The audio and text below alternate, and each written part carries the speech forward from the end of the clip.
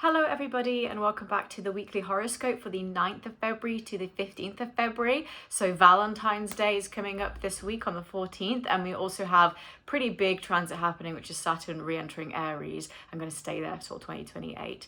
So I hope you enjoyed that little quiz thing at the start. It's like a fun little thing I thought we could do, and then also it might teach you some astrology knowledge too if you're a beginner.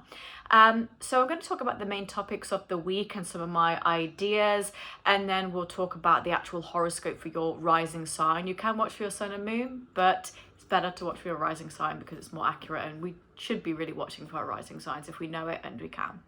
So one of the big things that's happening this week is that we're really seeing some stock market volatility. So there is a lot of sort of trepidation about the stock market. Uranus stationed direct in Taurus last week, and every time Uranus stations direct, I always say there's going to be something just going on with the stock market, because Uranus is debilitated in Taurus, which is, you know, traditionally associated with things like abundance and luxury and assets. So when these two are together, it's quite difficult. Uranus is, again, an external outer planet, so we see a lot of this volatility in the media, and it's not necessarily like a personality or a personal thing. It's like, okay, we can see there's a stock market crash, and we don't have much control over it, really. All we can do is sort of buy or sell and, you know, hope for the best, really. So silver and gold is crashing. I mean, don't talk to me about silver crashing, because I'm like, I lost so much money on it. But silver and gold crashing, this major AI pullback, you know, that people are saying, is this actually going to be something that's going to make money? Especially because of Neptune now being in Aries, which is opening our eyes to things like AI deepfakes and what AI can actually do for us. Is it going to be as productive as we would like it to be? And then, of course, Pluto being in Aquarius, dealing with technology. And so sometimes there are certain aspects in a chart that can point towards, you know, stock market volatility. So if you are, you know, investing in the stock market, have a look at your chart to see what it's going to do for you and what some of the best opportunities are for you. I've already done mine. I've been like, right, this is the best thing for me to do during this time, because it's quite hard to predict globally what every single person should do, because we're all quite different. The second thing is that we have a Mercury retrograde in Pisces on the 25th, and we have the pre-shadow period happening on the 11th. So that is not going to help the stock market crash at the moment, because, and I say crash loosely, like it's not a crash, but it's like there's quite a big dip, right? So I'm using the word crash loosely, but you understand what I mean. And so that retrograde period is not going to make it very easy, because of course Pisces deals with things like oil and gas resources as well. And when you have a Mercury retrograde alongside something like Uranus direct in Taurus, these two debilitated, it's just very difficult when it comes to your communication ability, you know, what you're trying to do when it comes to investing. And it doesn't even have to be like in the stock market. It can also be at your own personal finances, like taking money out of your emergency fund when you shouldn't, because something external has happened to you. So it's just not a great week for finances. And the next thing is that I don't even want to say I don't want to talk too much about it, because I never want to stop talking about it. I never want this to go away. I want us to keep exposing it. Is the files, the Epstein files. So Saturn and Neptune together in a conjunction is often associated with secret groups and the sort of knowledge of secret groups. And I don't claim to have this as a prediction that I've come up with. It's actually from the amazing Chris Brennan, who does the astrology podcast. I'll put the video in the bio, because it's not my idea, but I watched the video and I was like, yes, it all makes sense to me, because I've been talking a lot about AI deepfakes and this we can't deny the truth with my video recently. And so then I watched Chris's video and I thought, oh yes, it totally makes sense when it comes to all of this secret energy. So I'll pop that video down, give it a watch, it's really good. So that's going to be something that we're really exploring over the next few months, really, especially Pluto in Aquarius and Neptune and Saturn in a conjunction in Aries is going to be, we cannot deny the truth anymore. And it's definitely one of those things that is really heavy. So I know a lot of people don't want to talk about it. I personally have known about this kind of stuff for ages, because I've been, you know, seeing the bigger picture, the direction of travel, and sort of like exposing myself to a lot of different opinions. And so it's not new knowledge to me. However, I am quite disappointed in people's reaction. I think people are taking it far too lightly, or they're saying that one bit is fake, so therefore it's all fake, which to me is poor researchability, because you have to understand that that's not true. That's very much giving like, oh, well, one part of her story doesn't make sense, so she's clearly lying, and then not really understanding the nuance of it all. And I think with Neptune in Aries, you know, that's really exposing that truth. So Neptune in Pisces very much like to be delusional and not really see the truth. And so there was not a lot of clarity. And sometimes certain transits would come along, try to punch through that, like Pluto and Aquarius. But Neptune in Aries is going to really expose that truth quite violently and quite aggressively. And I really hope that affects us on the collective, because Neptune deals with the collective consciousness. Because I think the reaction to this has been far too, you know, just sort of, you know, I think we need to be more angry about it, and I think we need to really look at it properly. And, you know, I'm seeing videos where people are downright giddy talking about it, and I'm like, what are you smiling at? Because there's nothing to smile about, you know? So, yeah, I think that energy is going to be really compounded by the February 20th conjunction, Neptune and Saturn conjunction, which is for next week's horoscope. But yeah, just wanted to mention that at the moment, because it's quite an important topic that we should continue to keep exploring and talking about. The biggest thing for, you know, us personally, though, that we're dealing with actively is Saturn moving into Aries. So Saturn is re-entering Aries. And so we had it briefly last year, May, it entered last year. And I did a lot of videos about Israel and Iran during that time. And I actually have a video, which I'll put in the bio here or pop on screen, where I've talked about Saturn being in Aries. I've talked about it historically, how it aligns with war and sort of economic downturn, and also Israel. So if you're interested in that, then you can watch that video, because it covers a lot of those topics.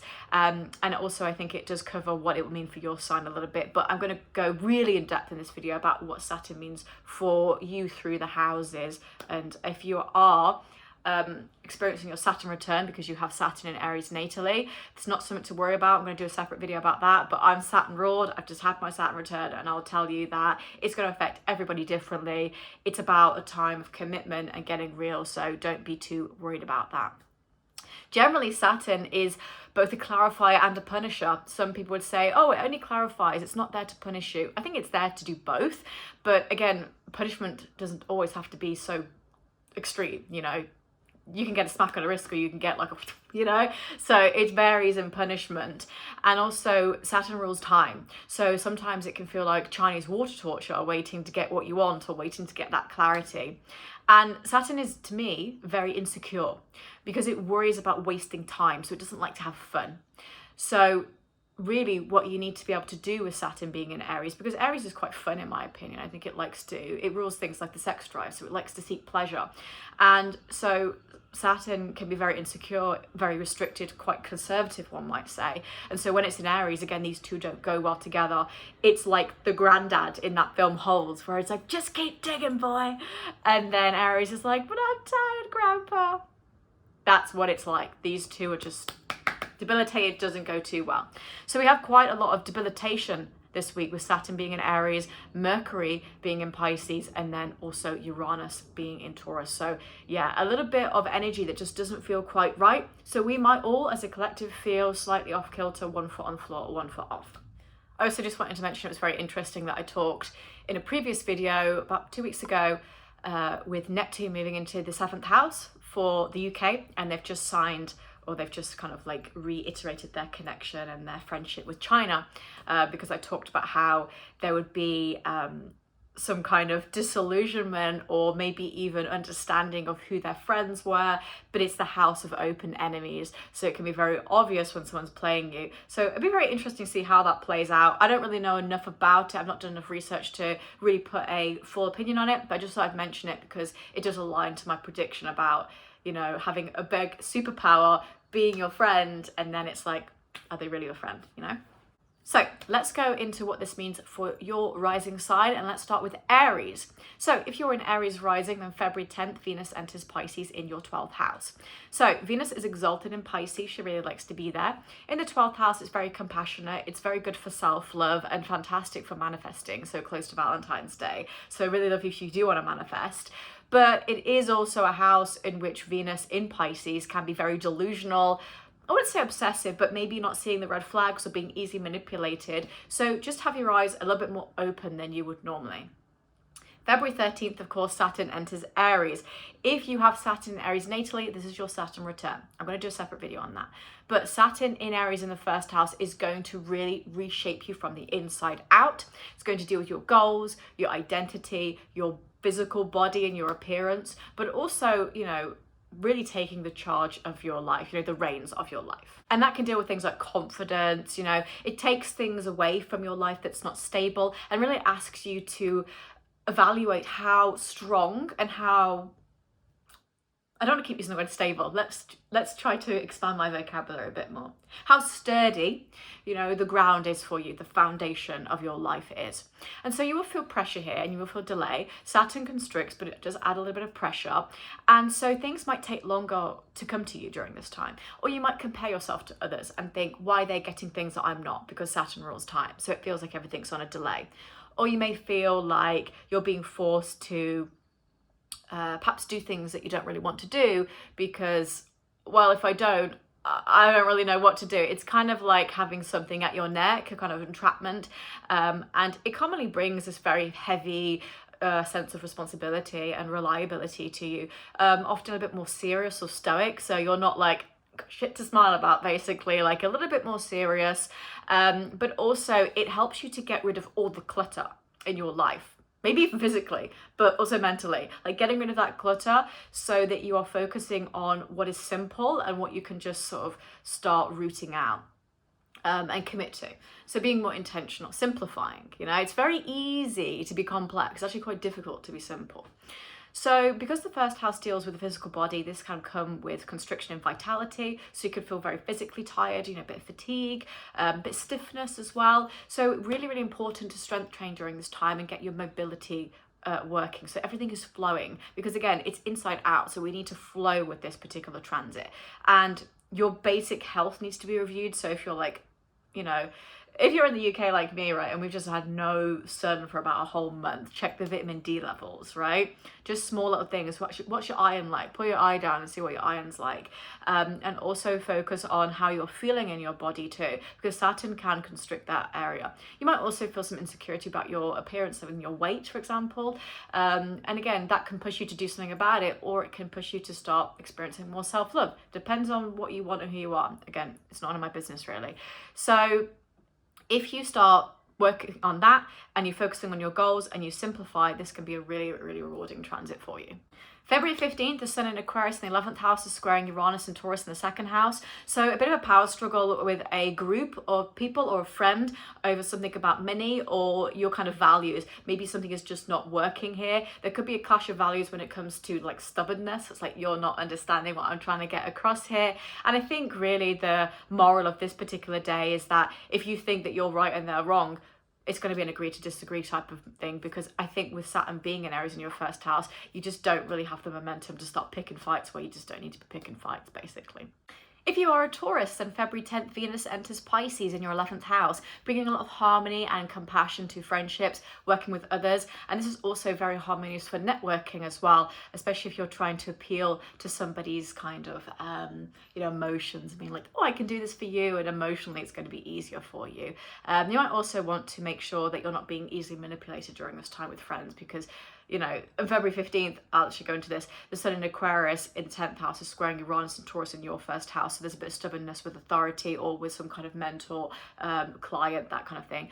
So it might be very easy to say, okay, it's, you know, it's fine. No, don't worry about it, you know, but actually I think there's a level of conviction that is needed here. So if somebody's trying to manipulate you and you just go along with it, well, then they're going to find it easy to manipulate you in the future. So see through it. You don't necessarily have to be stubborn about it, but just see through it. February 13th, Saturn enters Aries in your 12th house, and it's going to be there until April 12th, 2028. If you have this natally, then you have a Saturn return. So this is a difficult house to have Saturn be in. I generally just think this can come in lots of different ways. It's nothing to be afraid of, but it's also, I'm not going to sit and sugarcoat it, basically. I'm going to be honest, and it doesn't do anything to lie to you. It's quite a quiet, slower house to have Saturn in, so you might not see the effects immediately. It might not be very visible, or, you know, they're kind of under the surface a little bit. and it really exposes what's been fatiguing you and tiring you out. So imagine you're like the Four of Swords right now and you're just exhausted. So what have you been avoiding? You know, do you face the shadow self? Have you integrated the shadow self?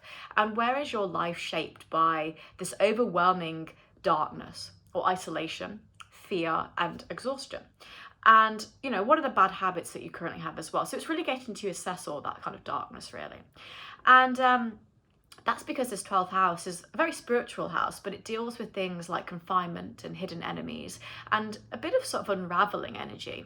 So it doesn't have to be people, and it doesn't have to be like physical enemies, because a lot of us don't have a nemesis, you know, but it can be the little bitches, you know, the demons, the patterns in your life that keep cropping up and help you understand yourself a little bit more, but of course are difficult at the same time. And so you might feel a little bit unguarded here, like a tower with no security guards at the front, no knights to help you. So this is when you need to retreat and simplify.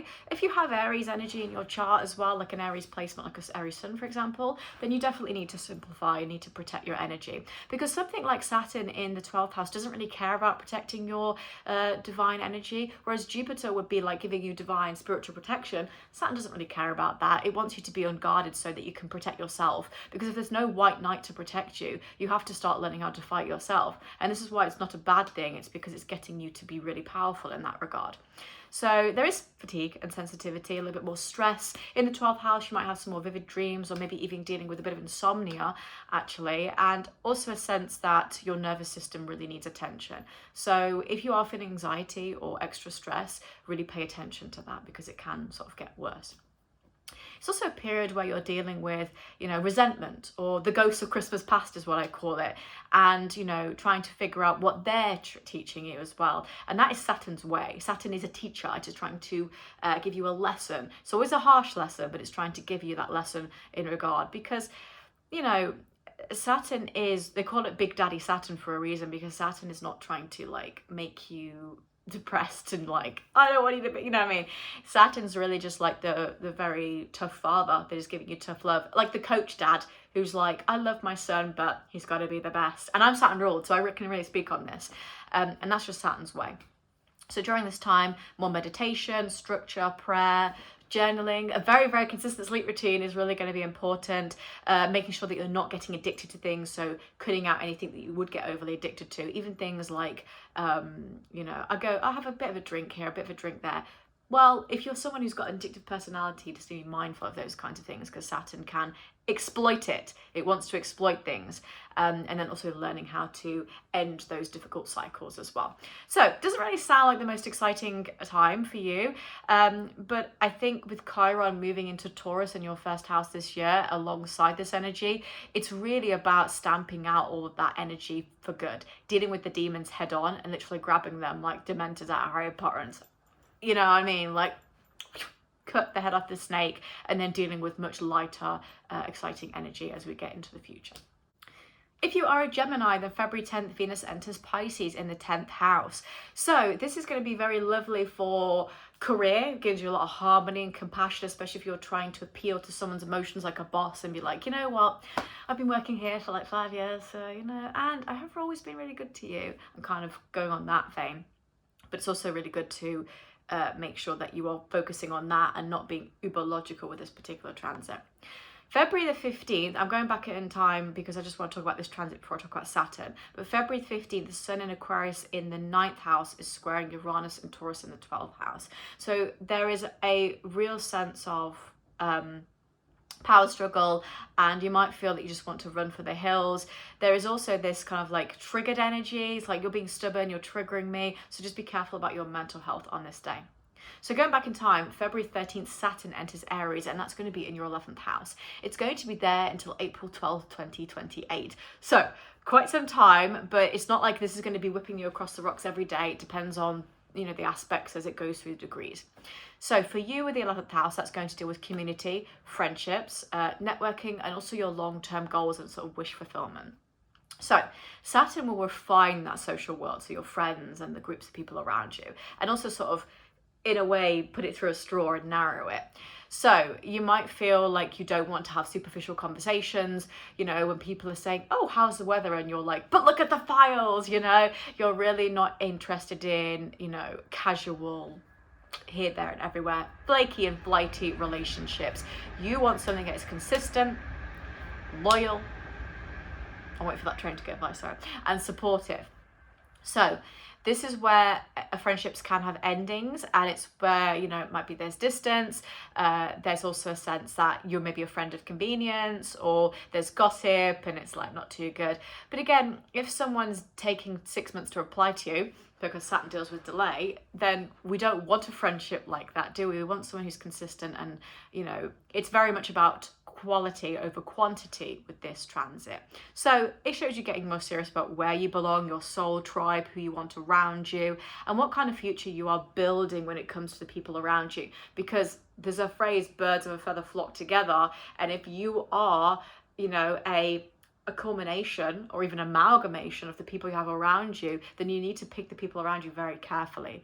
And so that's not just about, you know, the hopes and dreams that you have about your goals and your friendships, but again, how they're going to help you with those hopes and dreams as well. I think it's also with Saturn can put some boundaries in those groups and give you accountability. You could be in charge of a large group for some reason, like a supervisor for a group project, or you have to focus on being more reliable. I think this might be incredibly difficult for you, Gemini, because Uranus will move into Gemini April 25th in the first house, in which all you want to do is be independent and have freedom. So you probably won't want to work in groups. You won't want to have that responsibility. You might actually be like, get me out of here, get me in the van, I don't want to go here, I want to jump off the train. So that's going to teach you to really stand on your own and choose yourself. But also, again, we have to have conviction, we have to have responsibility for ourselves and for others, because we cannot just be like, it's me and no one else, you know. There has to be a sense of selflessness coming here too. So there can be pressure around this, especially with career and visibility, because the 11th house is quite visible too, so you might see Saturn's effects quite quickly. There's also a time where you take on more responsibility with the community, so you could even be volunteering more too. So the kind of energy you need to work with here is to have long-term goals and really be simple with them. Saturn asks you to simplify. It doesn't really like the complexity. It wants to be very detail orientated. And so focus on quality over quantity.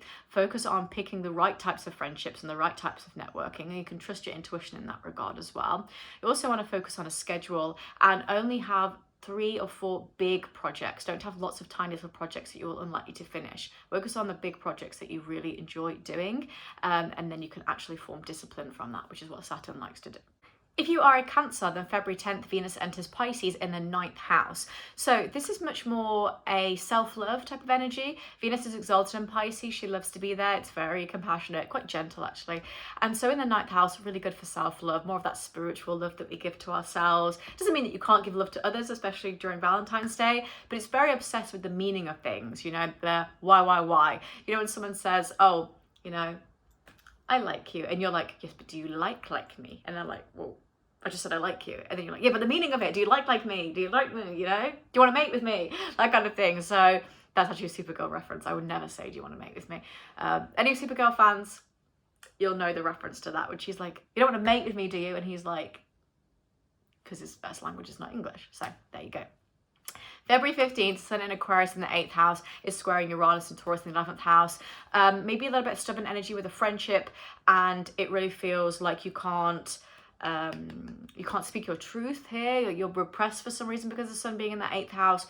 And so if you feel like you can't get your point across, or it's like they're just going to be stubborn for the hell of it, don't bother. You just don't need that kind of energy. And it's just one of those days where I wouldn't really be pushing the rock up the mountain, just because why not, you know? Well, why not do that, you know?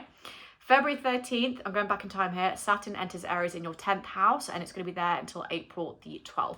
So because you're a Cancer rising, this is going to square your rising sign. So that adds a little bit more tension. Again, not the worst thing in the world, but just a little bit of point tension, like working out a muscle. This is the most visible house for Saturn's effects to be seen, so you can see them quite quickly or quite overtly in your face. This is the house of reputation.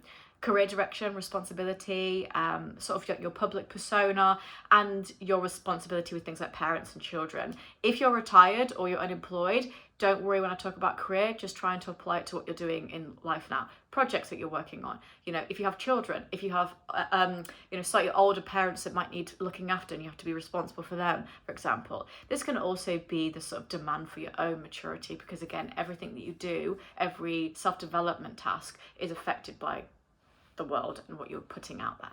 For most people, this will deal with their career and how they're viewing their career. So this is going to ask you to be very responsible and reliable. Saturn is incredibly disciplined and reliable. So it's really going to put you in a position of maybe managing, supervising, like being a line manager. If you work freelance, you're going to have to really understand it's going to take bloody hard work to get you to where you want to be. But if you can do that and you can be responsible for your own journey and your own goals, it's going to be super sweet, because when you put the hard work in, Saturn will reward you. So that's going to be, for you, quite overt. You know, it's like, I've put all the hard work in, I'm really starting to see the effects, Saturn will reward me. The worst thing you could do during this time is be lazy and not put the work in, because then Saturn will quite literally say, okay, I'm going to give you a responsibility that you're not ready for because you've been sat on your ass not doing anything, right? So that's kind of the energy. And again, I'm Saturn ruled, so I know this. You might be asked to prove yourself with a boss who puts a bit of pressure on you. You can also experience some delay with promotion as well, because Saturn dealing with delay. Again, that's not something to be like, oh, well, what do I do then? Well, it gives you opportunity. Do you move somewhere else that you're valued, or do you start putting in even more work to show that you are reliable? Again, Saturn will teach you that, and only you personally will know what that means for you. It does expose certain weak structures and organizations and hierarchical organizations too, and that forces you to reshape your role in that organization.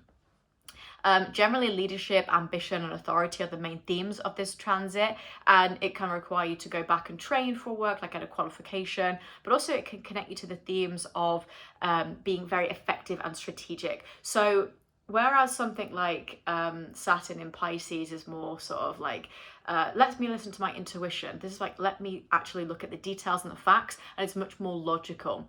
I think also during this time, patience is really important, because Aries is not very patient, but Saturn is like, hey, we're dealing with time, you've got to be patient. Again, this is why this is a debilitated transit. So there is going to be some delay and there's going to be some pressure here, but Aries generally is the leader, and Saturn in Aries, in my opinion, creates champions.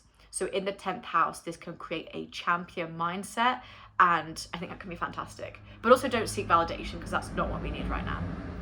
If you are a Leo, then February 10th, Venus enters Pisces in your 8th house. So Venus is leaving Aquarius in the 7th house of committed relationships, but it's moving into the 8th house. So this can really bring a lot of compassion and beauty to merging and intimacy, especially close to Valentine's Day, really connecting with someone on an intimate level and like getting deep. It always makes me think like, let me get under your skin kind of energy. But in the 8th house, there is a big potential to be manipulated or not to see the red flags.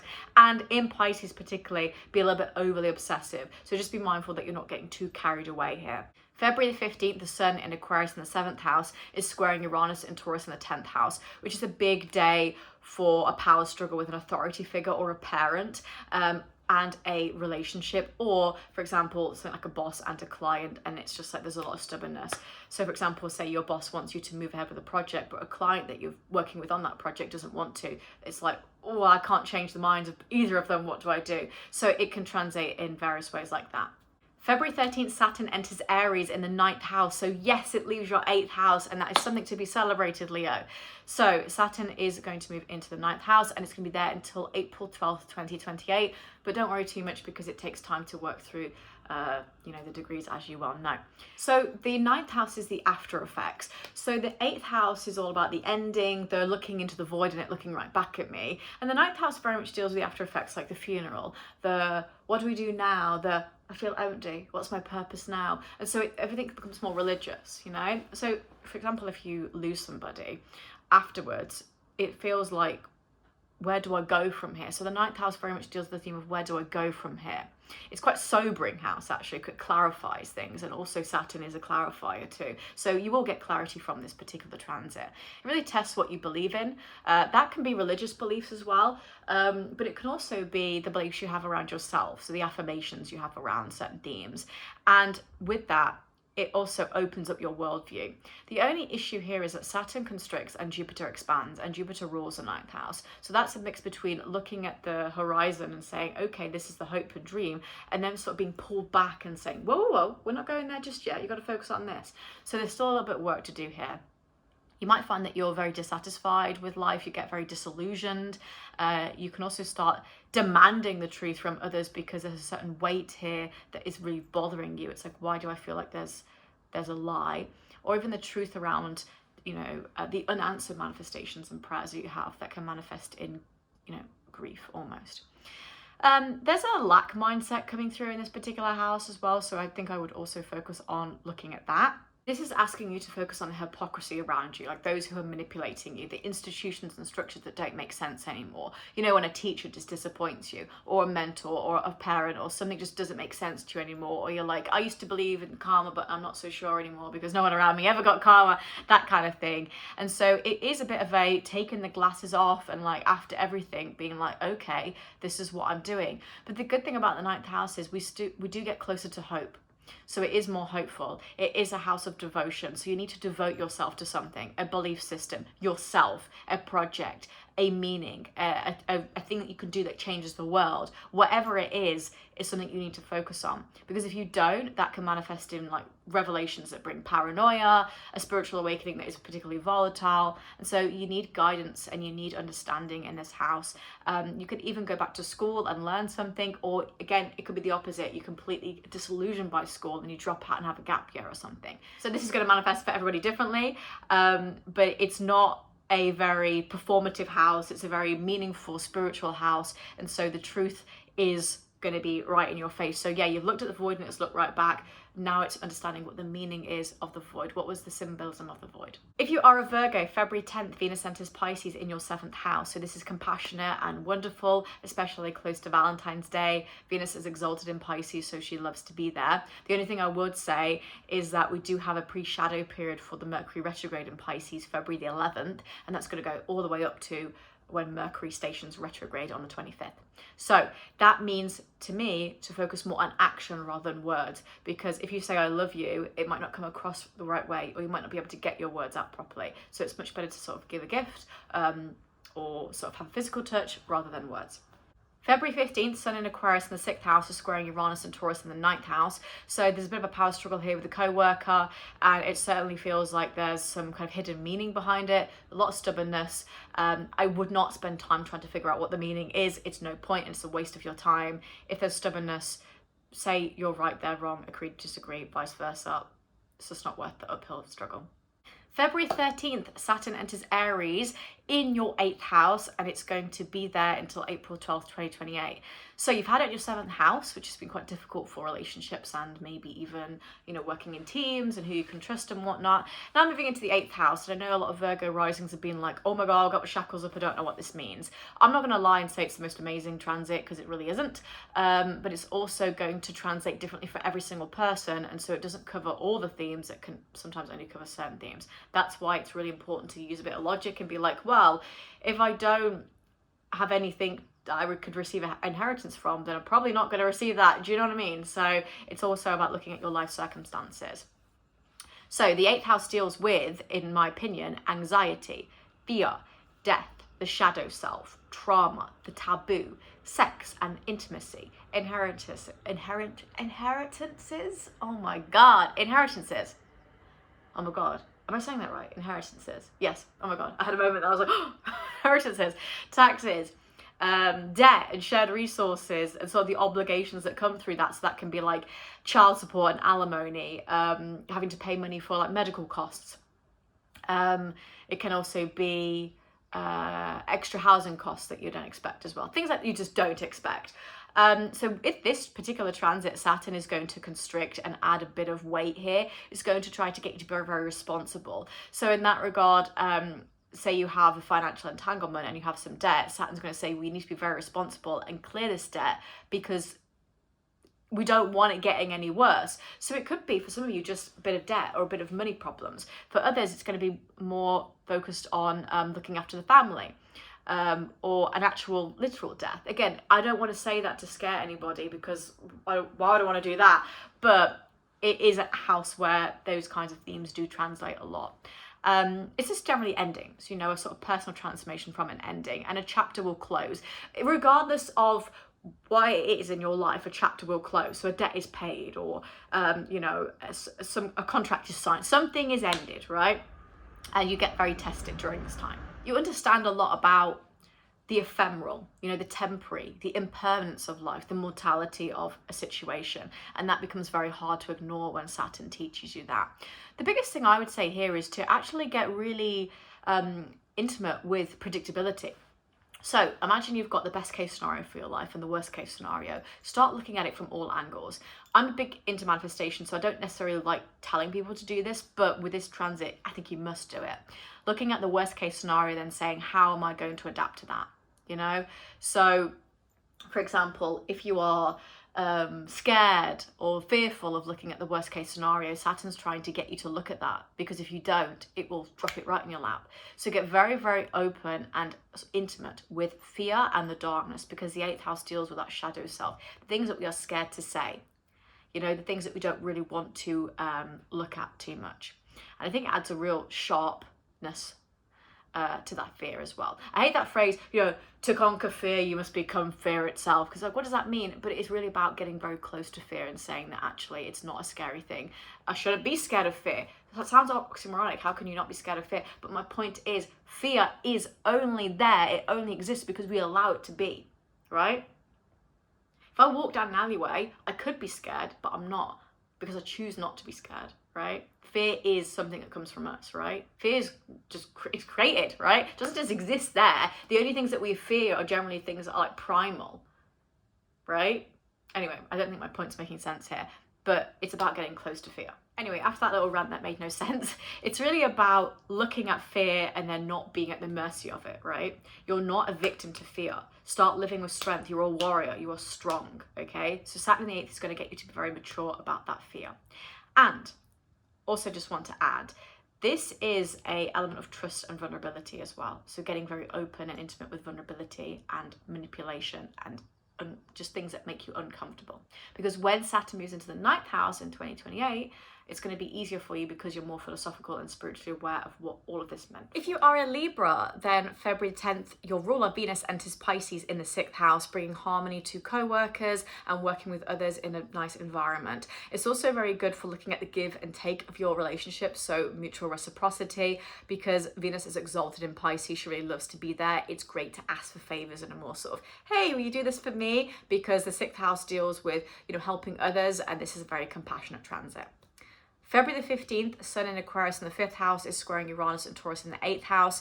Could be a little power struggle between someone you're dating and there's a bit of stubbornness, or it feels like, ooh, not sure what's going on here. This definitely could relate to the fact that you are trying to maybe people please a little bit and saying, oh no, it's fine. And then they're going to be stubborn and it's like, actually, you know what? It's not fine. I'm right and you're wrong.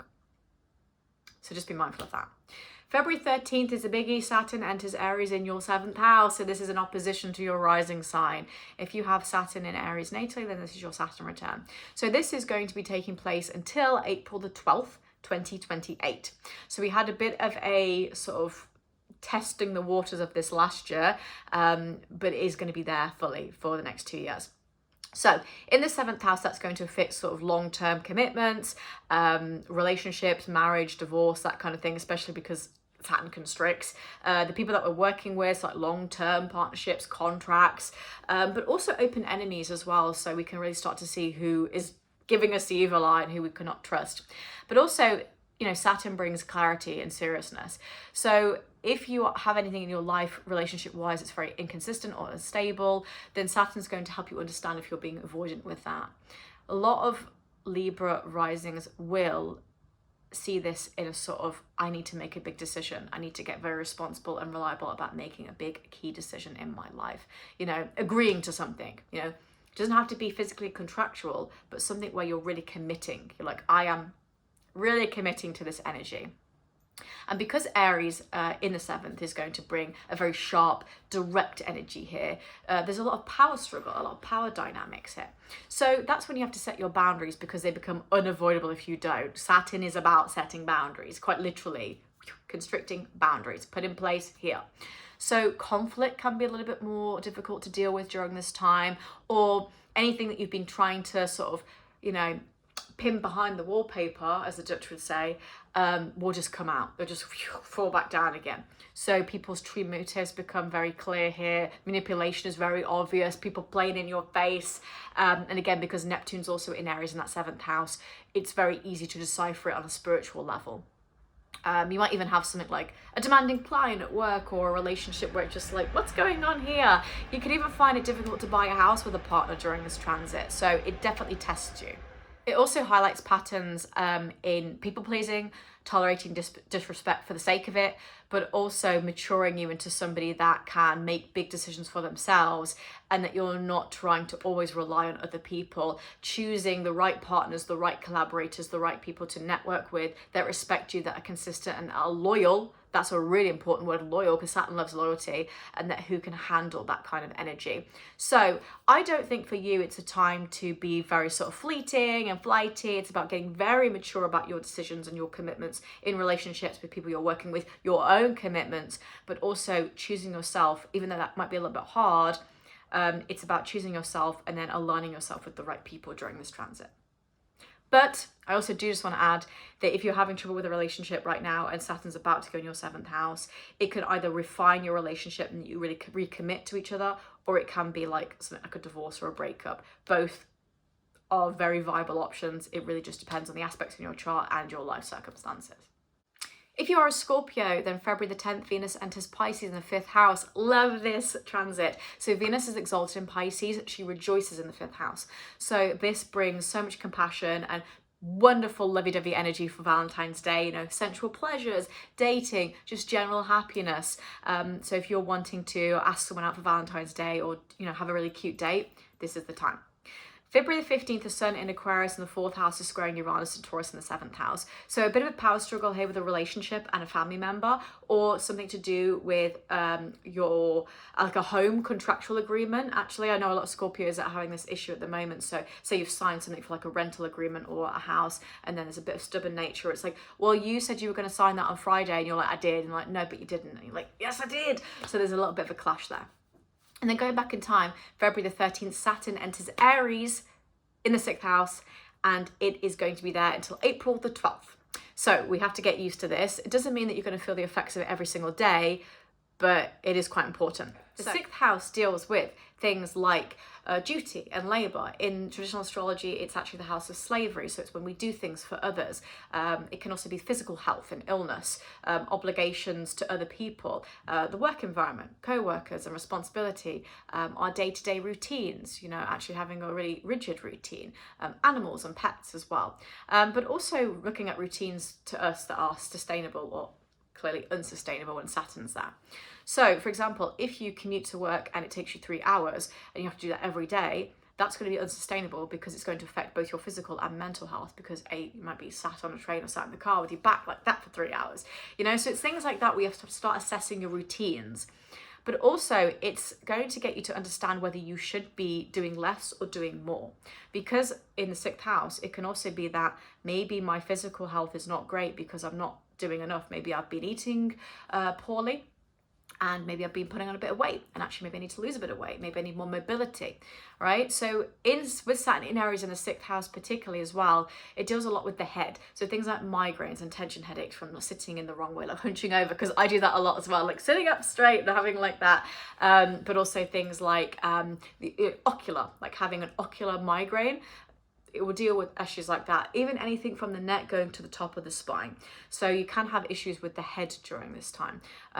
It doesn't have to be like that. Again, it's like not everybody will have that, but if you start noticing, I'm getting a lot of tension headaches here, Saturn and Aries in the 6th house can really bring a lot of that. And that's mostly because you probably need better attention to your physical health with mobility, but also it could be because, you know, your work environment and your work and health routine is not right for you. So in traditional terms, again, this house deals a lot with giving to others. So Saturn is going to get you to be very responsible for others. So you could be responsible for a pet during this time, a family member, whatever. You could even find that your nervous system is very weakened, so then you have to be responsible for yourself. You have to be like, I gotta put the care into me. I could not keep eating chocolate all the time because the gut is not having it. Talking to me, here's my IBS. I'm like, the gut's not having it right now. So it's about getting very responsible for that. I think actually, if you take this very seriously, it can be really stabilizing for you because you can get the right routine. You can become really, close to that relationship in your life that feels like, yeah, it's responsible and, we're really committed, but also it's very resilient. In traditional astrology, again, the sixth house is a cadent house, which means it's a very weak house because it can't see the ascendant. So when it can't see the ascendant, it really feels like it can't always put itself first. So then it's very responsible for others. So it's not a very selfish time for you. Therefore, it's important to remember to keep prioritizing parts of yourself during this transit because you can get very sort of lost with it. If you're a Sagittarius, February 10th, Venus enters Pisces in your fourth house, which is very compassionate. This is a nice time to be at home, be cozy, or to get closer to a family member. I also think it's very gentle. So this is like self-care, really slowing things down and not being on the hustle. February 15th, the Sun in Aquarius in the third house is squaring Uranus and Taurus in the sixth house. Could be a power struggle here with a co-worker of communication or some specific project you're working on. Very stubborn, definitely a clash with communication styles as well. So just be mindful that if someone has a different way of speaking to you, that it doesn't mean that they might be hostile towards you, it's just their communication style. February 13th, Saturn in Aries is actually going to be in the fifth house for you. So this is interesting house to have Saturn in, and it's going to be there until April the 12th. So the fifth house deals with things like dating, pleasure, sort of hedonism, as it were, getting out your comfort zone, gambling and taking a risk, children as well, but also things like creativity and, our expression, our creative expression, but also our personal expression too. So in this regard, Saturn can constrict all of that. So it can constrict dating. You might find it very difficult to date during this time. You might also find it's quite sobering, like, oh, this person does not want to commit to me. So then I realize I can't be with them. Or it could be even the opposite. Like I decide I do want to commit to this person. We do want to get very serious here. There's a lot of inconsistency to this house with Saturn there as well. Exposes it. It can be very exhausting, being like these flings are exhausting. Playing all these mind games is exhausting for me. And you might also find that you cannot express yourself properly. Like you can't be authentic. You can't be bold. And it's just a bit more of a muted kind of energy here. But it does force you to slow down, be very simple and very intentional. And so this is a period where there is consequences and more clearer boundaries around things like dating, sex, and taking risks. So it's better to be more strategic with this type of house rather than being like, I'm just going to go everywhere and, just, sow the wild seeds everywhere. And actually we need to be more disciplined because Saturn don't want to do that because it doesn't want to deal with the consequences of what you do when you sow your wild seeds everywhere. So this is when you might be chasing dopamine. So it's like, oh my God, I really want to have the chocolate cake. I want to do these amazing things and trying to have fulfillment from that, but realizing that maybe those particular things don't bring you fulfillment. You're a Sagittarius. A lot of things that bring you fulfillment is things like philosophy, spirituality, the meaning, learning, knowledge, all of that good stuff. So this is when you can also have responsibilities that increase because you're having a child. And again, that's not a guarantee. So that doesn't mean, oh my God, I'm definitely having a child. That's not me saying that. But there is definitely a possibility that children are involved in this. But this can also be like co-parenting or getting very serious about being there for your child, or even putting yourself in a position of, I am going to really be the best mother or father I can be. So this is a time for me to get very serious about myself so that I can be the best parent in the future.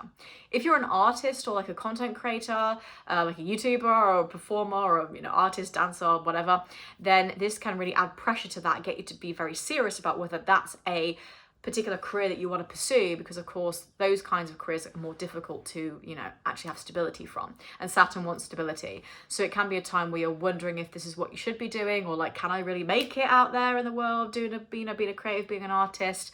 And again, Saturn's worried about you taking a risk. It doesn't want you to gamble. And Aries likes to gamble. Aries likes to be impulsive. So when you put that energy together, it's almost like trying to balance it out. So having an energy of cautious energy, and then also being a bit sort of impulsive at the same time. Again, you don't have to choose one or the other. If you're a Capricorn rising like myself, then February the 10th, Venus enters Pisces in the 3rd house. So this is very compassionate and gentle. This is quite nice if you want to spread harmony to like a sibling or a neighbor or people around you. And it will also add a real sort of gentle, sweet nature to communication as well. So it's quite a nice time to, give words of affirmation to yourself or to other people, especially close to Valentine's Day. So much more words and actions here. February the 15th, the Sun in Aquarius in the 2nd house is squaring Uranus and Taurus in the 5th house. So a bit of a power struggle here over money, and it feels like you're not able to change something. If you can't change something, you can't change something. So just basically deal with it. I know that sounds like really like, oh, you're popping it off, but it's like, you got to deal with it because it's just not worth the hassle here. February the 13th, Saturn enters Aries in the 4th house. It's a Capricorn rising. Not really looking forward to this one, to be honest, because it really aligns with what I'm going through in life right now. Like, I don't need it just after my Saturn return as well. So it's like, could I not get a break? I'm Saturn ruled. We're Saturn ruled, right? So it's like, yeah, no. So this is going to be here until April 12th, 2028. So in the 4th house, this is all about foundations, like literally the ground beneath our feet. And it hits things like home, family, roots and ancestry, property, and sort of the private emotional world. It's a very private house, so it may take some time to see Saturn's effects. It's not very overt, much more covert. So Saturn here will bring a responsibility in the sphere of the home. So if you're trying to buy a house, like me, for example, then you might find there's issues there. It could be that there's delays with contracts or finding something you like, with housing costs and repairs, issues with landlords. Yep, having that right now. Mortgages, or needing to just try to create a stable home. You might even find that you're drawn towards places that are more old, and so they need more work. And sort of like, apparently houses that are more darker. That's a thing apparently with Saturn and Aries in the 4th house. I think Aries is also going to add a little bit of urgency there. So it's kind of like, I need to find something now. I need to have to. So imagine like your landlord's like, hey, kicking you out. And then you have to find something immediately. It's kind of putting a lot of pressure on you. And so because that pressure is put on you, you don't feel like you've got stability, because you're like, well, I wanted to take my time to pick the right thing. And now I feel like I've got to pick whatever I want. And so now it feels like I'm just, almost giving up on quality because I have to. That's why it's going to be quite difficult in regards to that. It can also be like drama with family as well, like having a problem with a family member where you're having to confront something structurally. Like if your family unit is quite weak, you're going to have to really face that. And Saturn's going to get you to be responsible. You could also have to look after a parent or family member during this time as well and step up to that kind of responsible plate. But also this can be dealing with general responsibilities in the home, or moving away from the home because it's no longer sustainable for you. If you're an Aquarius, on February 10th, Venus enters Pisces in your 2nd house. So it leaves your 1st house, which made you very magnetic and attractive, and now moves into a financial house, which is very stable and deals with morals and values. And Venus is exalted in Pisces, so this is very compassionate and gentle. Self-love. Treat yourself, buy something for yourself for Valentine's Day. But also this is really lovely when it comes to spreading that kind of stability to other people and being like, hey, here, I'm going to make you feel good. February 15th, the Sun in Aquarius is squaring Uranus and Taurus in the 4th house. So all that fixed sign energy, definitely a issue with a family member and like just not clicking with you, very stubborn. It's like potato, my way, the highway. And in fact, it's not your way or the highway. It's actually their way, the highway. So you might have to deal with that. February the 13th, Saturn enters Aries, and that's going to be in the 3rd house for you. It's there until April the 12th. You are Saturn ruled traditionally, so when you put the hard work in, Saturn will reward you. Yeah, what I always say is don't worry too much about this transit, because when you're Saturn ruled like me, for example, with Capricorn rising, it's actually quite easy for us because, well, not easy, but like easier for us because we're used to what Saturn's trying to do. If you're like Venus ruled, it's like, I don't really get what they're trying to do here. I'm not used to all that constriction, but we're used to it. So it actually might be easier for you. In the 3rd house, I actually have this natally, a Saturn in the 3rd house. This deals with like tightening the mind and the cognitive processing. So you could find that you deal with more anxiety You could even get diagnosed with something like ADHD or some kind of issue with speech during this time. Again, not everybody. I'm being very, very niche here, but sometimes I've seen this in charts where I'm like, oh, did you just like yeah, I got diagnosed with this ADHD thing. It's generally thoughts, thinking, paperwork, learning, and the way that you process things. It could also be day-to-day routine, siblings, and neighbors. So that can mean that you can have constriction with a sibling, or like maybe a disagreement. Why do I keep saying misagreement? A disagreement. I keep saying the wrong thing. But it can also be that because of your routine changing like day to day, you have more appointments, more calls, because maybe your work routine is changing. Maybe you're having to take on more responsibility that means that you have to do more work. Also signing more documents, doing more projects, that kind of thing. So there's lots of ways that this can translate in the third house. But generally, this is when the nervous system and the mind is freaking overloaded, right? So again, I got this natally, as you can tell, because I literally have verbal diarrhea. So I'm like always talking. But this is like gossip as well, like scrolling on TikTok all the time, having a schedule that's chaotic and not having time to slow your mind down. So really important to meditate. Try to slow your talking down like me. Try to slow down. Build a routine that's going to protect your mind and that is not going to try to ramp it up. This is not a time to say, I want intellectual stimulation. This is a time to just imagine you with the Four of Swords in tarot. You're exhausted. You need to relax, okay? If you're studying, because this third house can deal with things like theses and writing, then you need to make sure that you're doing it in small bursts, not freaking big bursts where it's going to drain you completely, because then that's also not going to be very creative for you. So you can have stronger focus, better boundaries with routine during this transit, but also you can focus on improved communication skills and have a bit more of a disciplined connection to learning and knowledge as well, and building something quite steady. So again, it doesn't have to be the worst house in the world, but it definitely will bring some constriction to mental processing. If you are a Pisces, then February 10th, Venus enters Pisces in the first house. So this is fantastic for making you very magnetic and attractive, being able to manifest and super harmonious. If you want to ask your crush out for Valentine's Day, this is the time to do it, right? This is going to bring a lot of harmony.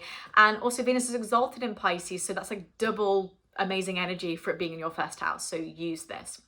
February 15th, the Sun in Aquarius in the 12th house is squaring Uranus and Taurus in the third house. Bit of stubborn communication that feels like it's triggering you, or you just can't really get what you need to off your chest. I think it's a good day, and I don't normally advocate for this, but to be a little bit more avoidant, because I think if you're trying to change someone's mind, it's not going to happen, especially through words. So I just wouldn't bother. February 13th is a big one because Saturn leaves your sign. Saturn leaves Pisces. Oh my God. I have Saturn in Pisces natally, so I have my Saturn return. It's not there anymore. I didn't have a bad Saturn return because I'm Saturn ruled as a Capricorn rising, and I also don't want it going in my fourth house. So I'm like, but Saturn is never nice anywhere, right? I'm like, Saturn's never nice anywhere. But in the first house, it's like a lot of constriction. So you'll feel so much better now that it's in your second house and not in your first, because it's not hitting, your identity and your goals too much. And so it might feel a bit lighter and just generally better for you.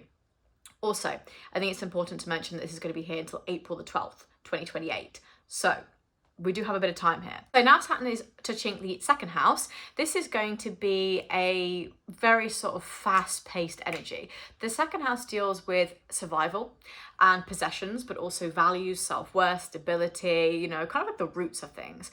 And so traditionally, that's like our livelihood. So Saturn can constrict that. This is when you have to really tighten your budget or your resources so you can build something stable and you can start executing your goals. But also, this is where you might have inconsistent income. So if you're a freelancer, you might get like, I don't know, $500 this week, but then maybe $1,000 next week, and it's not very consistent. Or maybe you're thinking, I definitely want to find some stable work here, but I can't, so therefore my income is not stable. So that is definitely a possibility here. And that's why your income needs are basically everywhere, right? You need structure. You might also find that your spending habits get exposed here. So if you're like spending a lot of money on things that you shouldn't, or you're like doom spending, then you really need to be reining that in and being careful. You might also find that if you are have your own business, that you need to charge more money to be able to bring more money in. So maybe it's like checking what inflation's doing and saying, I'm actually going to raise my prices here, because maybe you're giving too much away for free, or you're just thinking, I don't really want to start. You don't want to lose clientele, but also at the same time, the economy is not really conducive for me lowering my prices right now. Saturn is going to help you slow down. It's going to help you to budget and get very sort of serious about your relationship to money as well. So this is when you really need a good emergency fund because it needs stability. You need to get very disciplined. So that's saying, I'm not going to go to TK Maxx, TJ Maxx, whatever, and spend $30 on something I don't need and is falling apart. I'm going to be more disciplined and keep that money in a savings account or put it into investments as well. And I think this is going to be the time where you also focus on your morals and values and like people around you that are not necessarily understanding that. They're like playing your face a little bit and you're like, look, you know what my opinions are on this. I don't understand why you're making a joke about it. So sometimes you can start rooting that out too. So get really honest about your numbers, get a financial tracker, create a budget, make sure that other people in your life are on board with you and they're not sort of saying, oh, you know, come out for dinner, treat yourself. And you're like, you're not helping me, right? It's like when you're on a diet or something, or you're on a lifestyle change. You're like, look, I don't want to go out for cake because I don't really feel like it and you're not supporting me on my journey here. So you need to choose that kind of energy. You might also want to find that you go back to school for a qualification to help you with your career so that you can have better, consistent work. But also if you take it very seriously, this is where you can quite literally build generational wealth. So Pisces, you've come out of the Saturn being in your first house and now you're putting boundaries around money so it can help you with the goals that you refined when you had Saturn in your first house. So when it's in a very luxurious house like the second, the reward here is that if you work bloody hard, you really consistent with budgeting, Saturn will reward you. Okay, that was the weekly horoscope. This was a really long one and I really struggled to get through this because I was really messing up on my words and my blood was boiling. But hopefully you found that interesting and I will be here for the next video, which will be either a Saturn return video or the next weekly horoscope. Bye.